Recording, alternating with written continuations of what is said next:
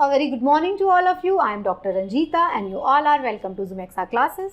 आज के इस लेक्चर में हम लोग पढ़ने जा रहे हैं एंशिएंट इंडियन हिस्ट्री के बारे में।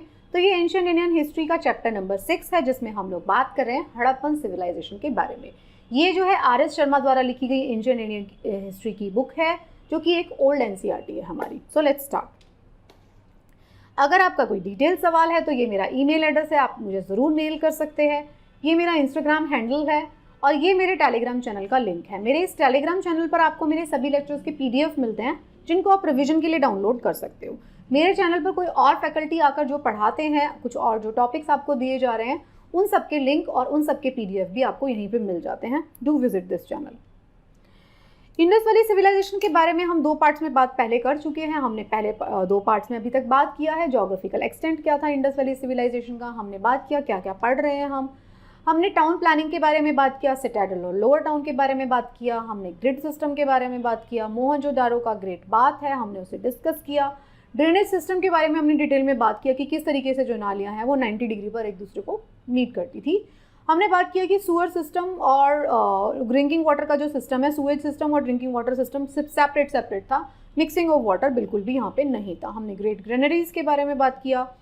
हमने सील्स के बारे में इलेबोरेट डिस्कशन किया लास्ट क्लास में।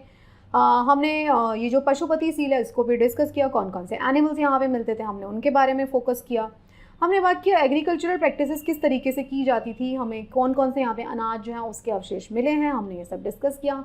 हमने बात किया डोमेस्टिकेशन ऑफ एनिमल के बारे में कि क्या वो लोग डोमेस्टिकेशन ऑफ एनिमल प्रैक्टिस करते थे। यस, वो करते थे।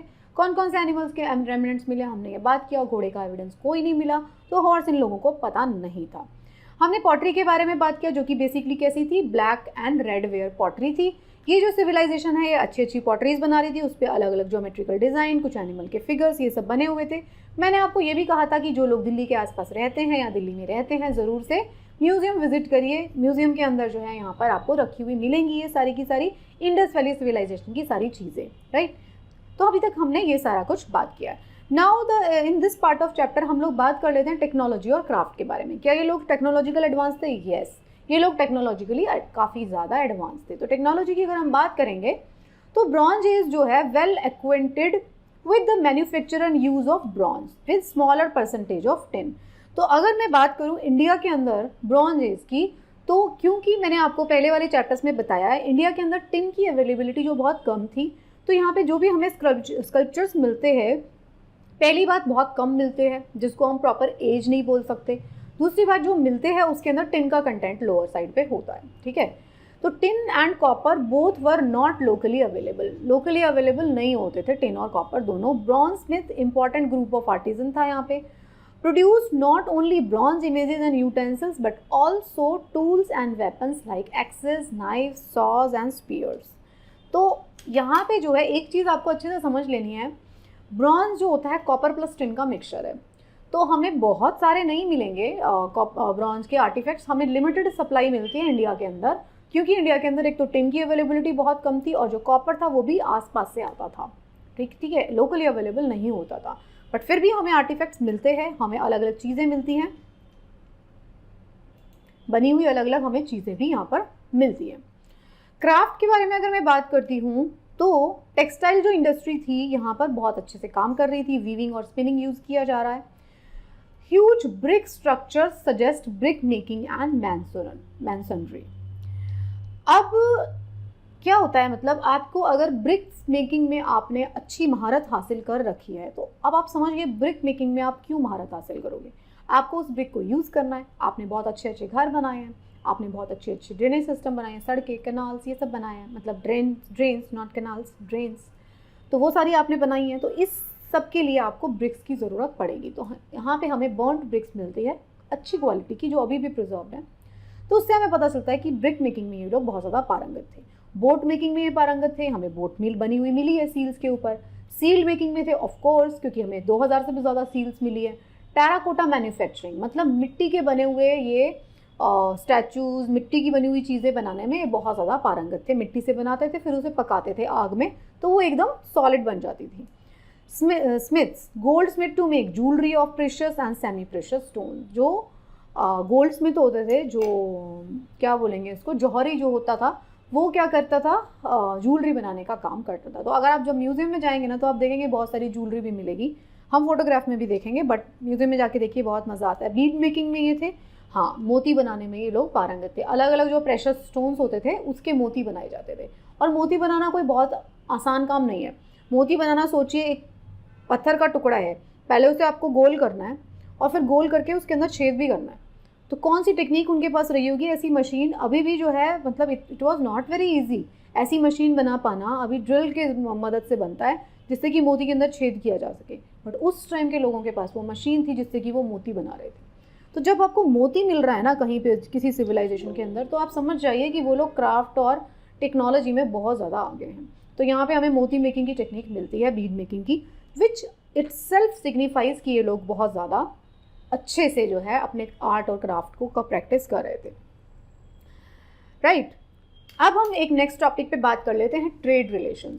क्या इंडस वैली सिविलाइजेशन के बाकी सिविलाइजेशन के साथ ट्रेड रिलेशंस थे? यस थे।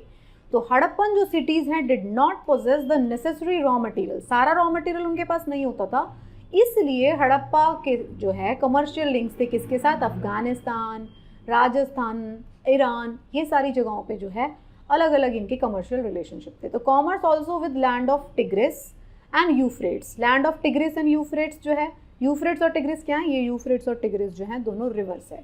तो they have practice navigation on the coast of Arabian sea. तो अरेबियन सी के कोस्ट पर नेविगेशन भी करते थे। ये देखिए यहाँ पे इनके जो, ये हमारा इंडस वैली सिविलाइजेशन वाला एरिया है हड़प्पा, तो इनके सारे के सारे जो थे ट्रेड लिंक्स थे यहाँ पर।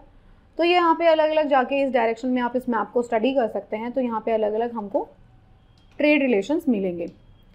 मीसोपोटामिया, जैसा मैंने बोला था चैप्टर के स्टार्टिंग में भी, तो बहुत सारी जो हड़प्पन सील्स हैं हमको मीसोपोटामिया में मिली हैं।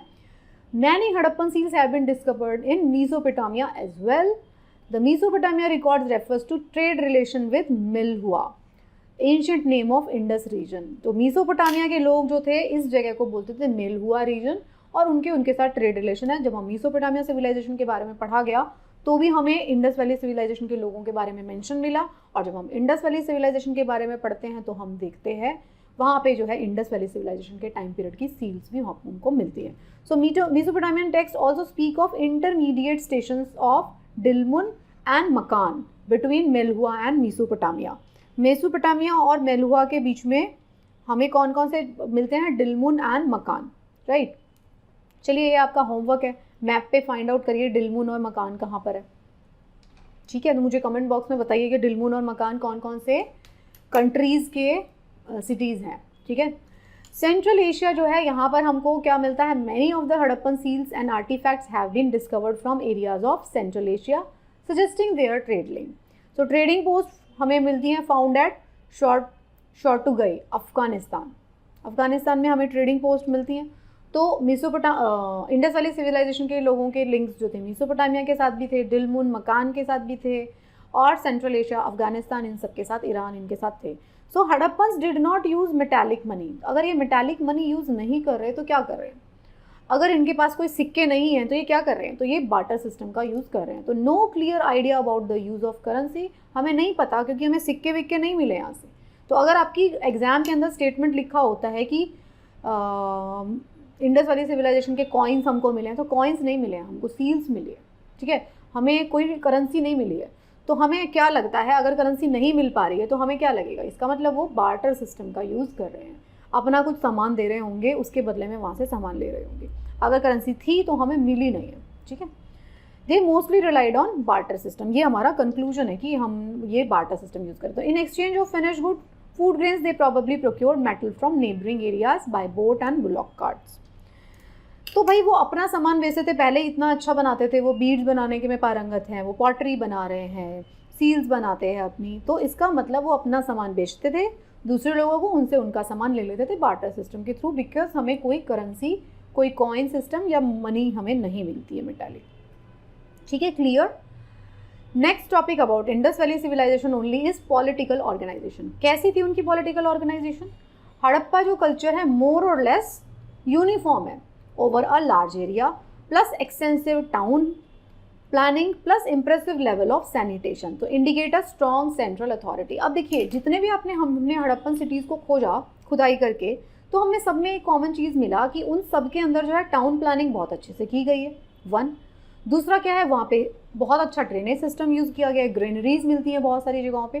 तो इससे हमें समझ में आता है कि देयर वाज समवन जिसका दिमाग लगता होगा या एक बॉडी रही होगी जो कि प्रॉपरली गाइड करती है कि इस तरीके के सिटीज़ को बनाना है।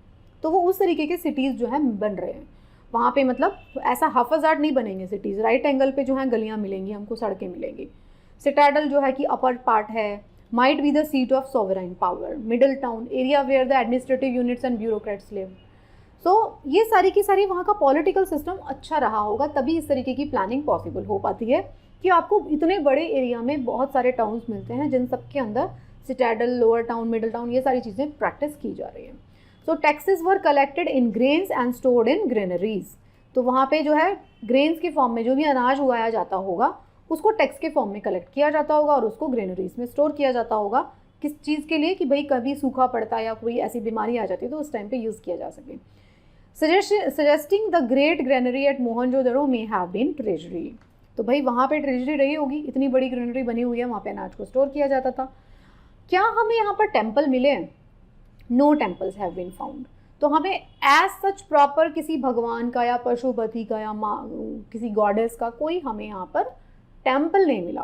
सो no temples have been discovered at Harappan site, no domination of priest, तो हमें इसलिए प्रीस्ट क्लास का डोमिनेशन भी नहीं मिलता। हड़प्पन रूलर्स जो है concern with the commerce than conquest, ये हमको समझ में आया कि भाई वो दूसरों के ऊपर कॉन्क्वेस्ट मतलब उनके ऊपर राज करने से बेहतर उनके साथ व्यापार करना पसंद करते थे। So ruled by merchant class and lack of warrior class, तो यहाँ पे कोई वॉरियर क्लास फुल फ्लेजेड देखने को नहीं मिलेगा, मर्चेंट क्लास देखने को मिलेगा। हमें कैसे पता चलती है ये सारी बातें कि वॉरियर क्लास नहीं मिल रहा? देखिए अगर वॉरियर क्लास रहेगा तो हमें स्केलेटन्स जो मिलेंगे, हमें रेमिनेंट्स जो मिलेंगे जो डेड लोगों के, उसके ऊपर चोटें लगी हुई मिलनी चाहिए, मेल बॉडीज़ के ऊपर, एटलीस्ट जो यंग मेल है। बट हमें ऐसा नहीं मिलता, किसी को इस तरीके की चोटें मतलब लार्ज स्केल में लगी हुई नहीं मिलती हैं। इससे हमें समझ में आता है कि कोई वॉरियर क्लास नहीं थी। लोग युद्ध में नहीं मारे जा रहे थे, लोग किसी और कारणों से मरते थे। जब युद्ध में कोई मारा जाता है तो उसकी हड्डियाँ टूटी मिलेंगी, आपको चोटों के एविडेंस मिलेंगे सर पे कहीं और, तो ये सब हमको नहीं मिलता। इसका मतलब हमें पता चलता है कि वो लोग ट्रेडिंग में बिलीव करते थे, कॉमर्स में बिलीव करते थे, लड़ाइयों में बिलीव नहीं करते थे। So well establish set in mature phase, तो ये मैच्योर फेज में हमें काफ़ी अच्छी जो वेल मैच्योर सिटीज़ मिलती हैं। तो पॉलिटिकल ऑर्गेनाइजेशन से हमें क्या समझ में आता है कि रूलिंग क्लास जो थी, कोई प्रीस्ट क्लास नहीं थी, कोई टेम्पल नहीं मिलता, वॉरियर्स क्लास नहीं है क्योंकि झगड़ा करना पसंद नहीं करते थे लोग, दूसरों के ऊपर कॉन्क्वेस्ट करना पसंद नहीं करते थे, उनके साथ ट्रेड रिलेशंस को एस्टैब्लिश करना पसंद करते थे, राइट। रिलीजियस प्रैक्टिसेस की अगर बात करें, ऑल्दो हमें मंदिर नहीं मिलता लेकिन पशुपति की सील मिलती है, और ये हमें मिलती है एक टेराकोटा की फिगर मदर गॉडेस की। तो ये मदर गॉडेस की फिगर हमें मिलती है, एक बार नहीं मल्टीपल टाइम्स मिलती है। Our knowledge on the religious beliefs and practices of Harappa is largely based on Harappan seals and terracotta figuring। यही मैंने आपको बताया, हड़प्पन सील्स को देख के हमें समझ में आता है पशुपति का फिगर मिलता है और हमें टेराकोटा की मदर गॉडेस मिलती है। तो हड़प्पा का जो अगर रिलीजन की बात करें तो normally centred at animism, the worship of trees, animal etcetera, क्योंकि उन्होंने अपने सील्स के ऊपर इन सब के ऊपर क्या है, एनिमल के फिगर्स इतने ज़्यादा बना रखे हैं, तो हो सकता है वो एनिमल्स की पूजा करते हो या उनके लिए बहुत ज़्यादा इंपॉर्टेंट हो या नेचर की पूजा करते हो। मदर गॉडेस का फिगर हमें बिल्कुल मिला है, मंदिर हमें नहीं मिला, इसीलिए पुजारी जो है अलग से आपको नहीं मिलेंगे।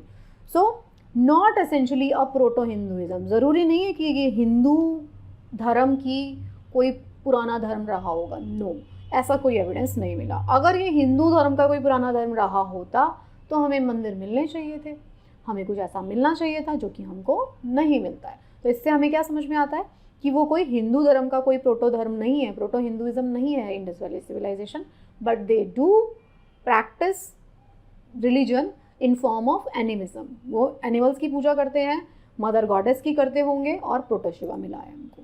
सो no temple worship, although cult worship prevailed, cult worship वहाँ पे होती थी। सो मदर गॉडेस क्या है, large number of terracotta figures have been found associated with goddess of earth. तो ये जो मदर गॉडेस हैं ये धरती की देवी रही होंगी। In one figuring a plant is growing out of embryo of women suggesting worship of earth in form of fertility. तो वो फर्टाइल, देखिए पुराने टाइम में क्या सबसे ज़्यादा इंपॉर्टेंट चीज़ होगी, खाना ऑब्वियसली बात है, अब कोई पीएचडी करने तो निकलता नहीं था वहाँ पे कि भाई बड़ी बड़ी यूनिवर्सिटीज़ हैं या ऑक्सफोर्ड है, हम एम्स में जा रहे हैं, आईआईटी में जा रहे हैं, ऐसा तो था नहीं, राइट।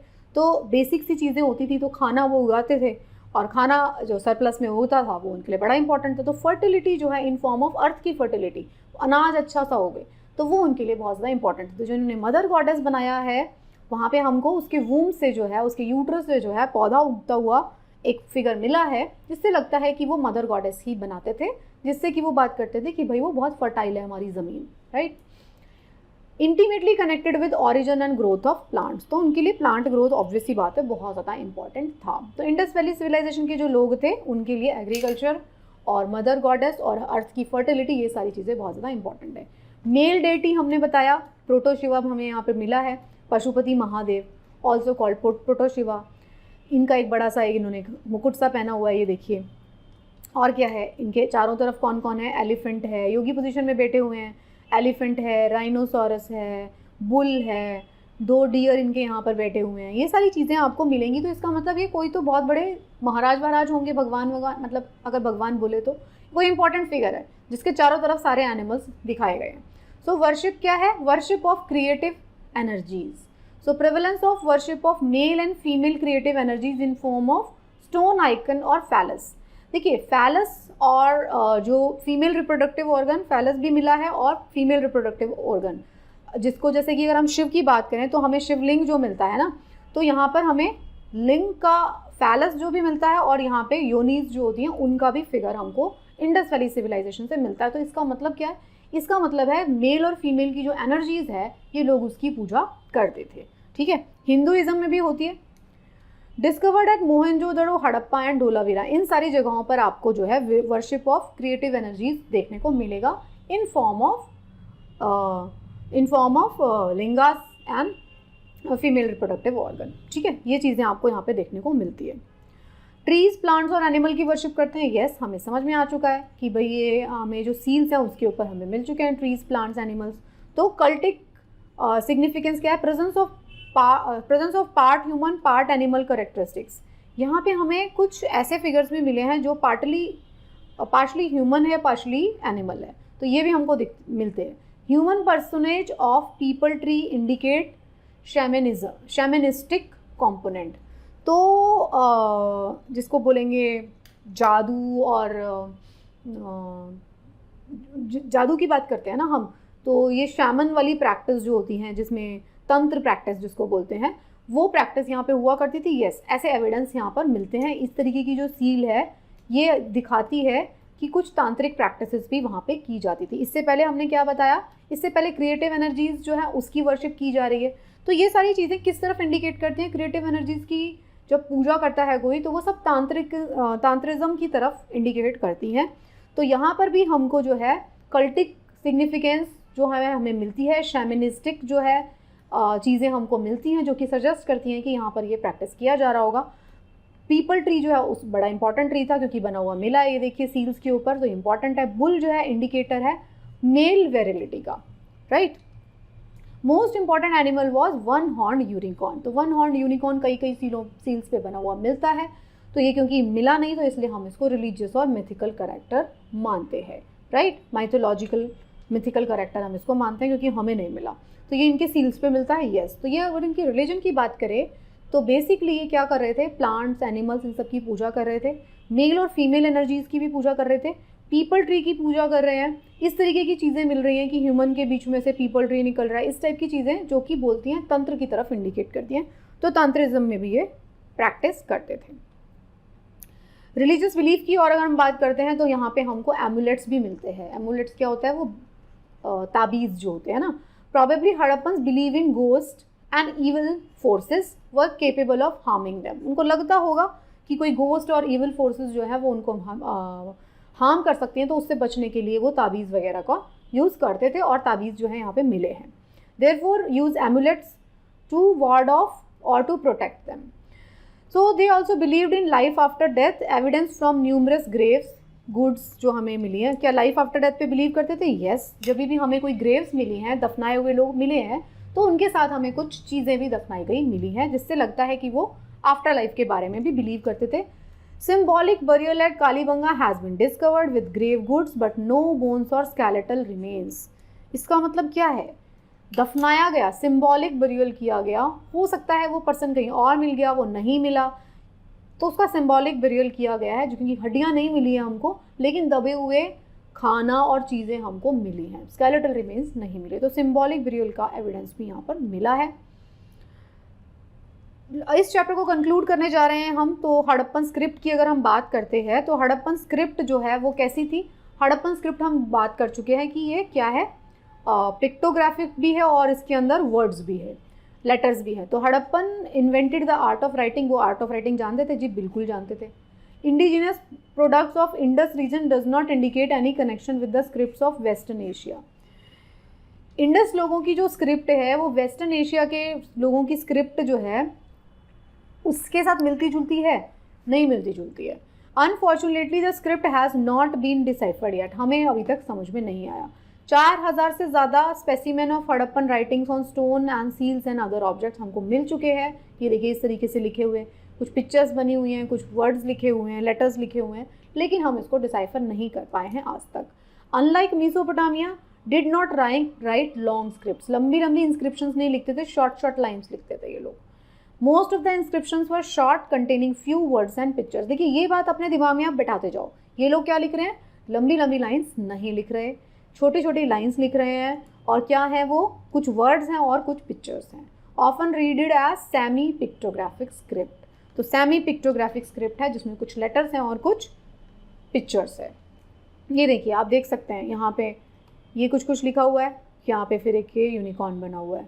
ये देखिए इस तरीके की इनकी स्क्रिप्ट थी, ऐसे देखिए कैसे ही कुछ बना दिया।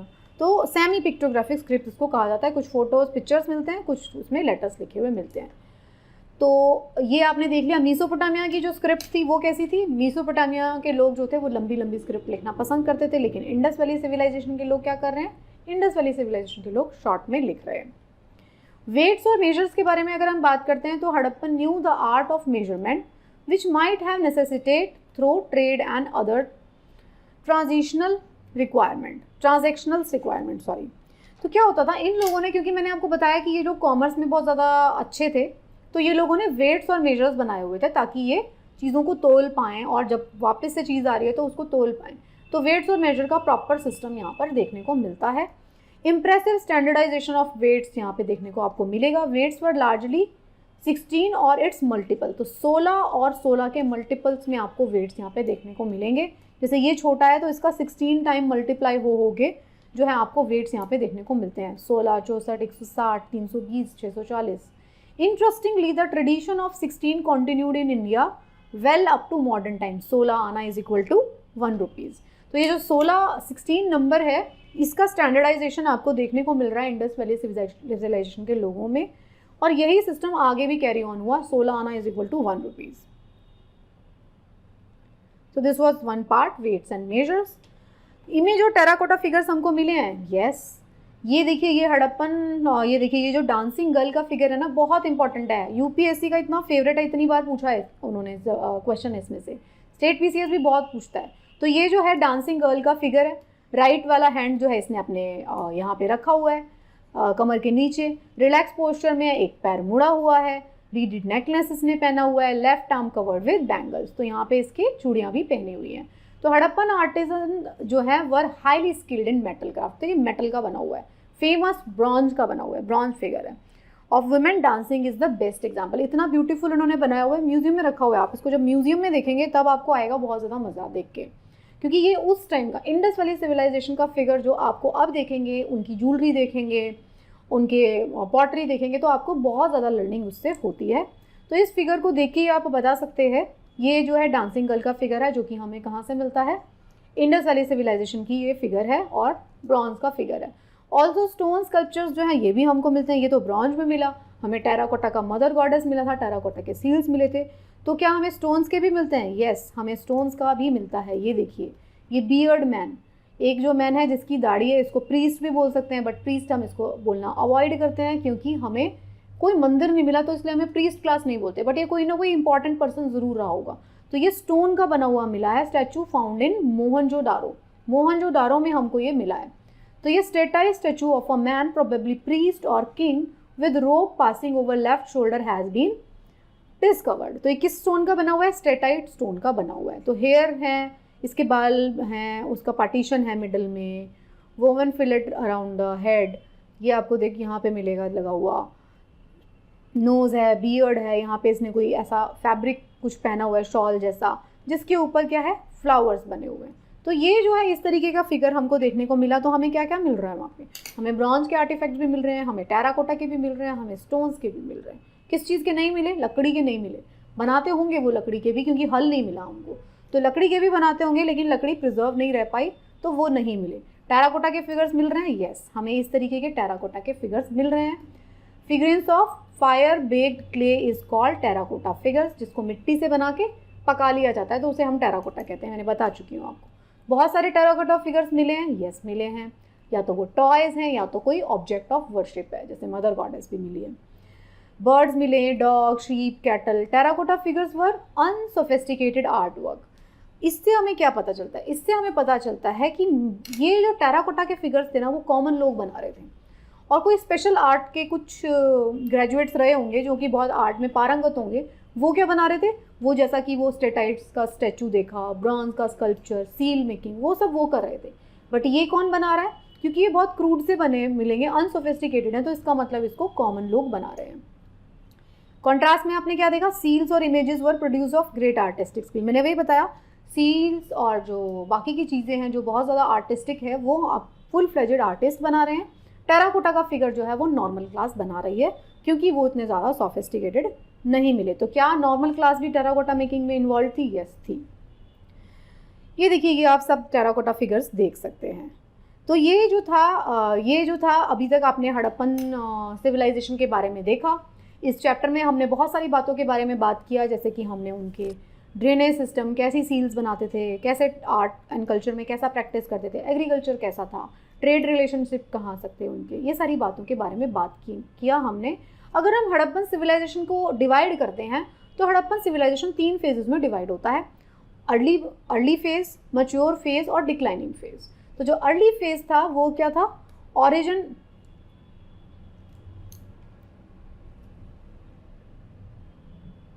अगर मैं अर्ली फेज़ की बात करती हूँ तो अर्ली फेज़ क्या था? ओरिजिन जो है इसका डिबेटेड है, हमें पता नहीं चलता कब से हम इसका ओरिजिन को स्टार्ट करें। तो मैंने आपको बताया 4000 BC के बाद का पीरियड जो है हम उसको स्टार्ट करते हैं। कुछ लोग बोलते हैं 3500 BC के पास जो है शुरुआत हो गई थी। तो ओरिजिन डिबेटेड है। Several pre Harappan settlements have been found in Baluchistan, Kalibanga, but the connection between them and mature phase is not clear. तो बहुत सारे जो पहले वाले रहे होंगे, छोटे छोटे रहे, बट फिर एक अच्छा सा फेज़ आया जिसको हमने हड़प्पन फेज़ बोला। तो इससे पहले भी रहे। So no clear proof of influence of outside civilization, उसका हमें नहीं पता है। मैच्योर जो फेज़ है, मैच्योर हड़प्पन सिटीज़ जो थे out number early and post Harappan cities. तो आपको कुछ प्री हड़प्पन सिटीज़ भी मिलते हैं, कुछ मैच्योर फेज़ वाले भी मिलते हैं जिसको हमने प्रॉपर इंडस वैली सिविलाइजेशन की तरह बोला, और कुछ डिक्लाइनिंग फेज़ वाले सिविलाइजेशन भी मिलते हैं, सिटीज़ मिलती है। बट इन सब के बीच में आपको डिस्टिंक्शन देखने को मिलती है, वो बिल्कुल अलग थे। ओरिजिन वाले स्टेट्स बिल्कुल अलग थे, इस टाइम वाले बिल्कुल अलग थे। तो mature Harappan cities out number early and post Harappan cities. Through out its existence it retains same kind of tools, weapons and house और यूनिफॉर्मिटी। डिक्लाइनिंग फेज में जब आप बात करेंगे, डिफिकल्ट और डिबेटेड है कि कैसे इनका डिक्लाइन हुआ। Cities of Harappa and Mohenjodaro disappeared, other cities face gradual continued degradation in Gujarat, Rajasthan and Uttar Pradesh. तो इनका डिक्लाइन जो है अगेन डिबेटेड है, धीरे धीरे फेज वाइज मैनर में इनका डिक्लाइन जो है वो शुरू हो जाता है। So thank you so much. I hope आपको ये चैप्टर काफ़ी हद तक समझ में आया होगा। बेसिक जितनी इनकी डिटेल्स थी जो आपको फ्रेमवर्क बनाने के लिए, समझाने के लिए ज़रूरत थी, वो आपको इस चैप्टर को पढ़ के समझ में आ गई होंगी। I hope basic understanding develop होने के बाद आप बहुत सारे क्वेश्चंस को सॉल्व कर सकते हैं। अब बचते हैं कुछ ऐसे क्वेश्चंस जिसके अंदर हमें फैक्ट्स को ऐड करना है।